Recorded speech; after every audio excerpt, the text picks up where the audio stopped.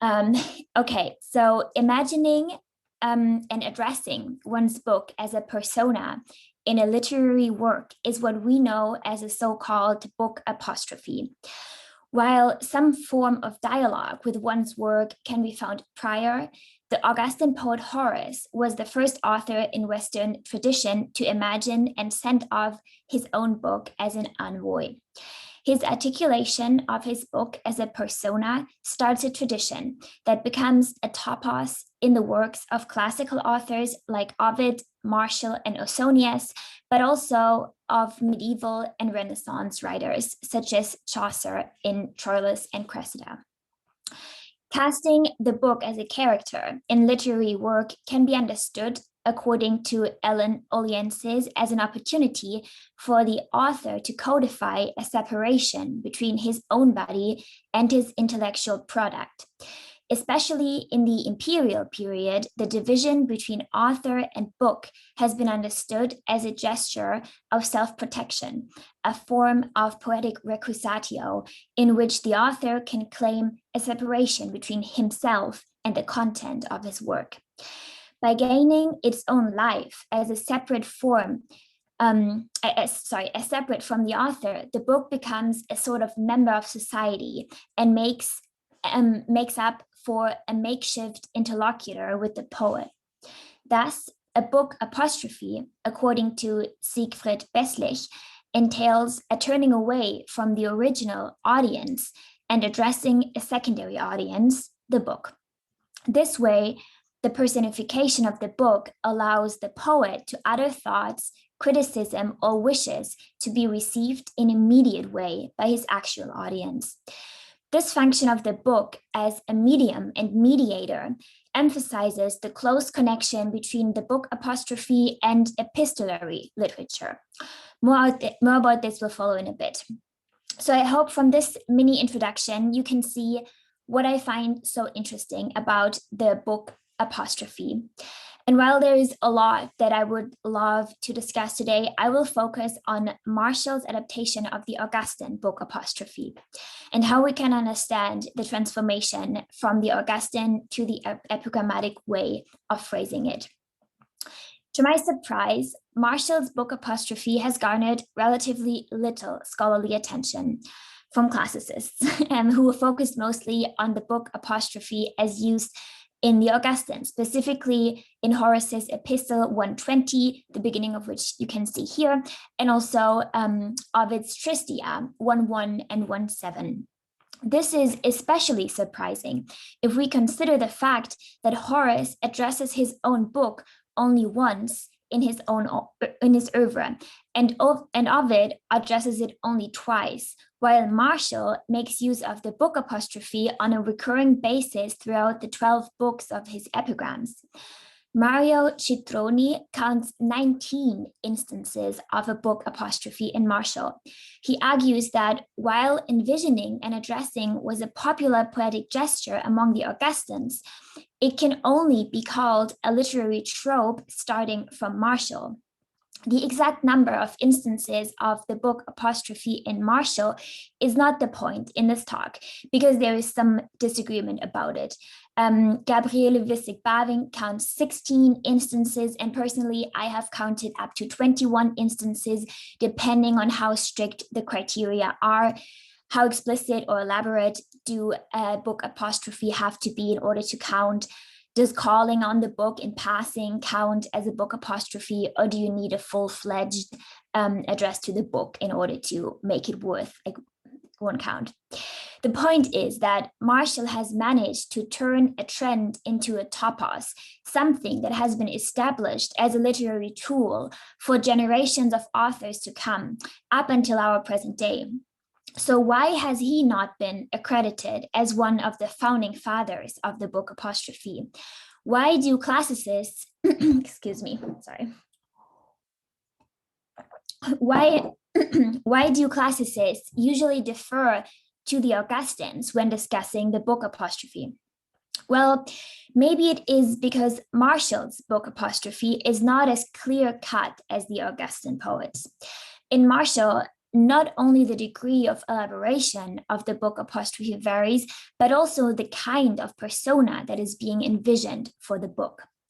Other than in Horace or Ovid, the character of the personified book, the degree of separation between book and author, and the agency attested to the book varies a lot. It varies to the extent that it is impossible to condense the personified book into one consistent persona. This may be part of the reason for the lack of literary appreciation for Marshall's book apostrophe thus far. So to understand what I've been talking about a little bit better, let's turn to some Latin. We will now first consider Horace's Epistle 120 and Ovid's Tristia 1:1, and then we will turn over to Marshall. The book apostrophe in the Augustan poets and Marshall, as mentioned, is very different. Horace's Epistle 120 is considered the first text to address it. Epistle 120 is an epilogue to the collection of epistles that are now ready for publication. And here we can see Horace as he casts his own book as a young and handsome slave who is eager to run off into the great world after manumission. In line 1, Horace addresses his book directly using the noun liber. He goes on to then introduce the attention-seeking character of the book in line 4 and 5. And he also points out that his book is averse to the keys and seals of the scrinia, which is the case that books were usually kept in. And so we learn of a disagreement between the poet and the book, who strays from the modesty of the poet. And after the first excitement of being out in the world, the flashy book is not at the center of attention anymore and complains about his poor choices. And we can see that in line 6 and 7. What have I done? What did I want? And then later on, towards the end of the epistle, the book will speak up one more time and commend its author to the audience. So it will tell the audience about the author here. So we can see that in this epigram, the book gains a body, it has its own will, and it also gains speech and enters a dialogue with its author. In Epistle 120, the publication of the book is equal to the manumission of a slave. The book is an independent creature with its own materiality, its own character, and its own destiny. Through the book apostrophe, the author gives voice to the desire of the book, which, as Ellen Oliensis reminds us, is ultimately also his own desire, which is to be, published and read by a great audience. Yet the author seems anxious about the publication of the book, an anxiety that may go back to Plato's Phaedrus. Here we learn how logos is helpless when separated from its author and exposed to an audience. The poet writes for a wide audience, and thus publication comes with risks, because once a work is published, it may not be taken back. Once it circulates on its own, the author cannot control its reception. This idea is very thrilling applied to the book apostrophe, where the exposedness and vulnerability can be imagined on a much more physical level, namely in a personified book. So when turning over to Ovid, we see a somewhat different literary environment of the book apostrophe. From the Black Sea, the desperate Ovid sends off his book as an envoy to Rome, since he himself is exiled and cannot go. Just like Horace, Ovid introduces his book's makeup as modest, so incultus. And just like he sees it as befitting for an exile. He also bestows speech on his book and asks his book to represent him. So he says, vade liber. He says, e pro me, go in my stead. Other than Horace, Ovid stresses the consistency between work and author when he mentions that it is possible to tell from its style. So which you see down here, you will see your very style will bring recognition. So the style of the book is a marker that people can tell the author from. Also, Ovid, other than Horace, encourages his book to be content with being read by ordinary folk at the very beginning, at the very end of this epistle. Before we have a look at how Marshall handles the book apostrophe, let's just raise a couple points that might be interesting to keep in mind going forward. So one difference between our text that we need to acknowledge is, among other things, genre. And specifically interesting for this talk is the relationship between epigrams and the materials they are written upon, since Marshall's poems are epigrams, and that's what I will be focusing on next. As Gideon Nisbet notes, already archaic inscriptions often express an awareness of their ability to make stones speak by first-person speech, by deictic words, or by a second-person address. Nisbet also flags that there is a perception that epigram comes into its own existence once it has escaped, as it were, from its stone or other physical medium, and is thus at liberty to use its word to create a virtual object in the reader's mind. In that, epigrams, just like epistles, are a first-person genre, and moreover, frequently one that has a distinguished addressee in the dedicatory character, most prominent in the inscriptional epigrams. But there is more to keep in mind. Not only the aesthetics, but also the social environment of the first century CE Flavian Rome differ greatly from the Augustan period. In the Flavian period, there was an absence of a single rich patron, the emperor.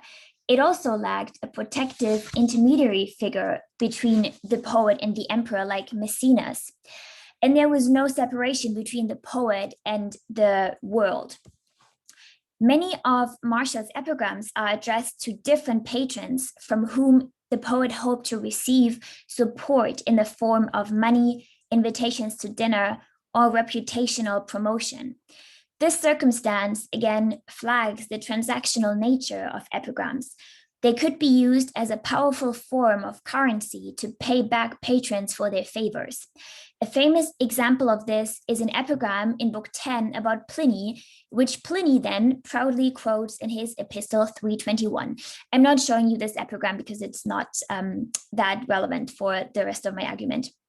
So let us now turn over to Marshall. Not only one, but three epigrams at the beginning of Book 3 exhibit a book apostrophe, and we'll go over all three of them. So it's 3:2, 3:4, and then 3:5 as well. So Marshall asks how his book in 3:2, who the preferred patron is. So whose present do you wish to be, little book? And in Marshall, and then in epigrams 3:4 and 3:5, he continues to explore the topic of patronage. We get another effect of the address in the book, because similar to Catullus' opening, which I've quoted on the side here, we actually see the determination of the patron as a performative act inside the poem itself. So also similar to what Catullus does in his first poem, the meter of this poem is a hendecasyllabus. And the patron and the protector in this epigram, the vindex, which we get at the end of this epigram, is constituted a legal figure in the Roman world, and therefore it might call to mind what we have seen in Horace's Epistle 120 with the legal framework of the manumission of the slave as a book. Similar to Horace, Marshall also proceeds to paint an uncomfortable scenario of what might happen to the book if it fails to acquire a patron and a protector. In this scenario, the book might be used as a fish wrapper. So we get that here in line 4. And we can also see an interesting double play in the case the book is successful in finding a patron and flees into the senum, into the lap of the patron, because the Latin noun senus can mean either the lap or the fold of a garment. So it can refer to the pocket, which the book can flee into as a gesture of protection. Other than Horace, Marshall also paints a picture of a possible positive outcome if the relationship with the patron is fruitful, which mostly consists in the book being able to have a high standard of life in Rome. Turning over to epigram 3.4, we see a number of parallels with another Augustan poet, this time not Horace, but Ovid. Just like in Ovid's Tristia 1.1, this epigram is composed in elegiac couplets. Here, Marshall is apparently not at Rome, but elsewhere, and he asks his book to go to Rome for him. The epigram lets us suspect that Marshall is unhappy to be a client, more specifically a client poet who doesn't make much money at Rome. The phrasing in line 1 is remarkably similar to what we have just seen in Ovid. So Marshall says vade, liber, and Ovid, as we have just seen, says something along the lines of that, vade, liber, just here. Further, Marshall suggests a set of answers to his book to give to patrons if they ask about the poet. It is interesting to note how the constructed parallels cast Marshall as an exile, even though his absence from Rome is a choice of his own. In another passage, Marshall insists that if there are lapses in his Latinity, in his poetry, that is the fault of the copyist trying to keep up with the demands of an insatiable public, and not, as Ovid likes to stress, the result of relegation to a barbarian island. Luke Roman has observed that Marshall likes to adapt motifs, especially from exile poetry, and rewrite them in terms of poetry as usual. William Fitzgerald even calls Marshall's take on the Ovidian motif a banalization, a banalizing transformation, while Ovid, forced into exile, faces an existential threat to himself and his work. Marshall chooses to leave Rome because he is tired of showing up for salutatio. The final epigram in this cycle, at the beginning of Book 3, once more discusses topics such as patronage and hospitality towards the book. Similar to Marshall 3.4, Marshall stresses that his book is en route to Rome without the poet. So cineme at the beginning. Marshall even gives directions to his book so as to find the patron's house easier. Marshall also instructs his book on how to approach and address the patron and his wife, and foresees a warm welcome into their household, no matter how worn out the book may be from the road. While this wholesome image can be read as an expression of familiarity between Marshall and Iulus, the patron, it is also something that might be read as an expression of the poet's anxiety to be rejected, just as we have seen in Horace and Ovid. Nevertheless, it is safe to say that Marshall's self-fashioning as an exiled Ovid-like figure is a banalization of the Ovidian motif. This can be seen in the fact that Marshall does not paint a consistent picture of exile like he sets out in 3.4, but as we have seen in 3.5, already switches over to a narrative of being a welcome guest to Rome, no matter what. So what many of the passages cited so far have in common is that they cast the book as a stand-in for the poet. If the book acts like a stand-in for the author, a proximity between the book and the author seems to be crucial, since that is what justifies the book to be a physical stand-in for the poet. Not all of the three poets, however, exhibit this in the same degree. Yes, Horace casts his book as an envoy, but he refers to it as a slave after manumission and allows for character differences between himself and his book. Ovid also shows his book as a representative of himself. In his Tristia and in two other instances of his letters, he calls his books his viscera, which can refer to either his intestines or his children. The relationship between Ovid and his work, therefore, appears to be much closer than the relationship between Horace and his book. Martial's treatment of this matter is less consistent. He calls his book my envoy, but also he calls it me. He also refers to himself as the father of his books, and he casts his books as if they were siblings. This inconsistent treatment of the manifestation of the book is what I suggest we can think of as a dramatization of the Augustan motif. Let's have a closer look. In epigram 1-2, it appears as though the poet and the book have the same body.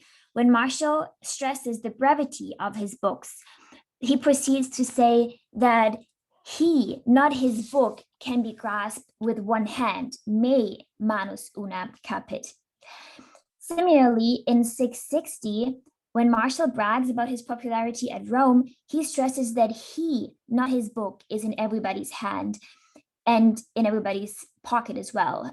So sinos and me manus omnes habet. Martial seems to identify so much with his book that he physically collapses with it. In another instance, in 784, Martial describes the process of his likeness of being taken by a painter. While the likeness on canvas is reported to have gained,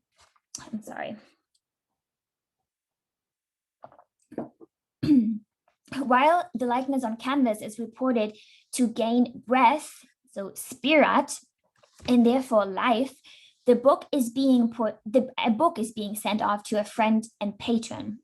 Strikingly, Martial claims that even though a visual likeness of himself is present, an even more accurate likeness of himself can be found in his poetry, so certio in nostro camine vultus erit, to the effect that it has more potential to stand the test of time than visual artwork. Vivet, he concludes.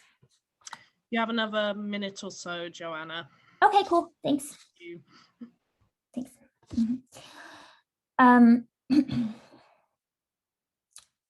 Yes. So just as a reminder, personality of the poet in his poetry is absent from Horace and Ovid, who describe their work in line with a slave or child. Here is where more inconsistency comes in. In other places, Martial claims that his work and his life are completely separate from another. In 1:4, Martial claims, my page is frivolous, but my life is decent. Pagina lasciva vita proba. And there is more. In epigram 10:1, Martial goes as far as completely eliding the author himself from the conversation and having the book itself take over the dialogue with the audience. So we can see that here, where the book encourages the audience, make me as short as you wish. So what should we make from all of this play with the Augustan topos? It is well known that Martial seems to sum up and rework a lot of ancient literary history, and especially the Augustan poetry. But while Augustan poets have been recognized to do a complex literary self-fashioning, Flavian poets have not, because they are client poets, and their client persona is an exhaustive account on their motivations and interests as writers. Luke Roman explains that Augustan poets were ennobled and distanced themselves from quotidian interests and conventional values. They showed themselves as not craving political office and being content with modest material wealth. In post-Augustan time, the notion of the ennobled vates lapsed into a cliche and eventually in fodder for satire. So positioning oneself as a knowing satirist of poets is a way around being a target of such. But at the same time, Martial also revives the Catalan model of poetic play and casual dilettantism as he reworks the Augustan topos. So what I think we should make of Martial's adoption of the book apostrophe is the following. It is not consistent, not at all. He talks to the book at times, sometimes he is the book, sometimes he distinguishes himself from the book. But I think that Martial finds pleasure in banalizing and almost satirizing the Ovidian experience and the Horatian reservedness as a treatment of the Augustan book apostrophe that is not consistent, but fulfills the probably most important aesthetic marker of Martial's poetry, variability. Martial has proven to be incredibly flexible with his topics, poetic moods and patrons, which differ from book to book, but also within books. This variation of poetic environment is best met with a variatio of the topic of the book apostrophe. Thank you very much.